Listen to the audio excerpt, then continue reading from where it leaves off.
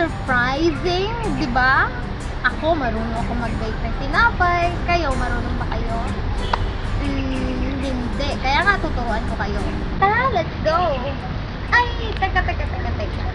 Paano nga tayo pupunta doon? Wala akong alam.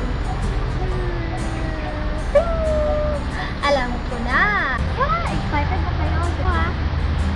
Yeah! Ngayong umaga, ituturo ng expert dito na si Kuya Marvin kung ano yung mga proseso sa paggawa ng tinapay.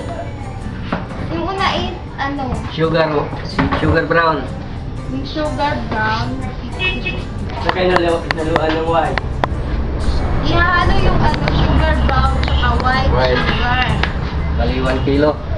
Bali, 1 kilo siya.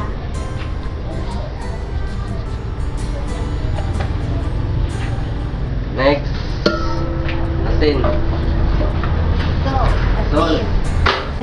75 grams. 75 grams ng salt. Yan na. Then, ihalo Then, siya doon ihalo sa sa- 1 kilong sugar na pinagsamang white sugar and brown sugar. Pagkatapos, improver. Lagyan ng improver. Improver. Tapos nun, para 20 grams. Anong purpose ng improver kaya? Para densa ng sago. Para hindi siya matay. Continue yung tubo ba. Improver. Yan yung pumipigil sa 20 grams.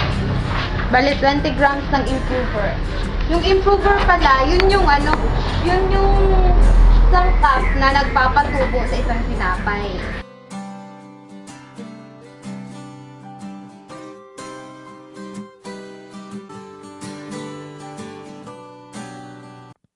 Bali, 75 grams ng kernel. Next kernel pala is, yan yung pangpadagdag sa lasa ng tinapay.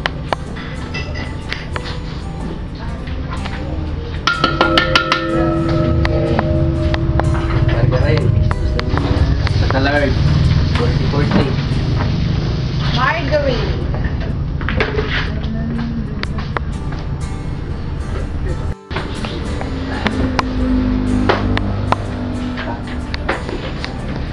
Vanilla, 2 cups. Vanilla.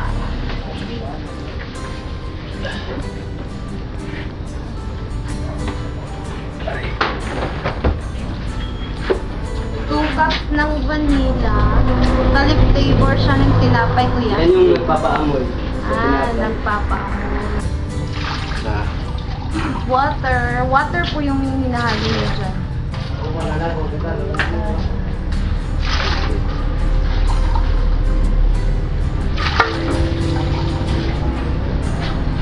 Purong 3/4. Bali 3/4 na water. Yan na. Then, imimix na siya lahat.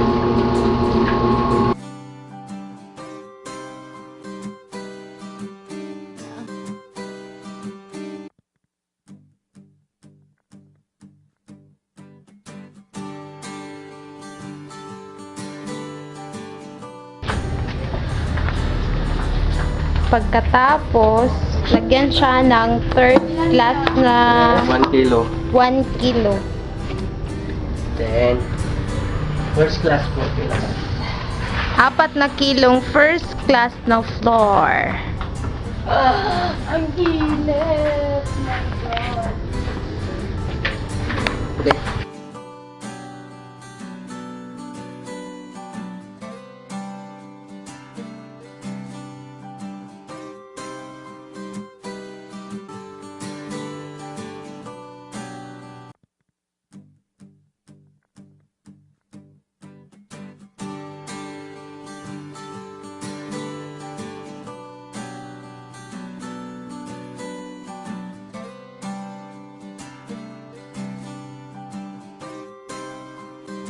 Ito yung machine na ginagamit nila para i-haluin ulit yung natimplang mga ingredients.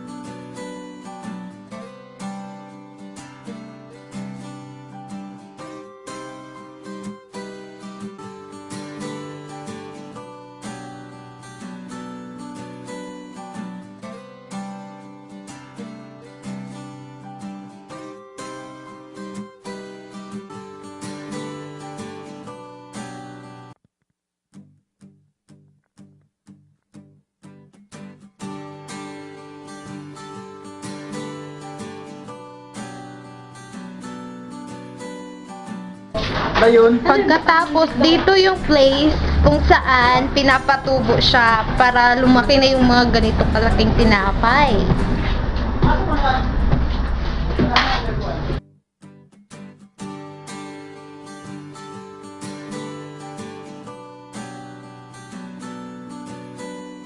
Pagkatapos ilagay dito, pag tumubo na siya, ilalagay na siya sa oven. Pagkatapos, after how many minutes, is luto na siya. Kailangan, pwede na siyang i-display sa area na to.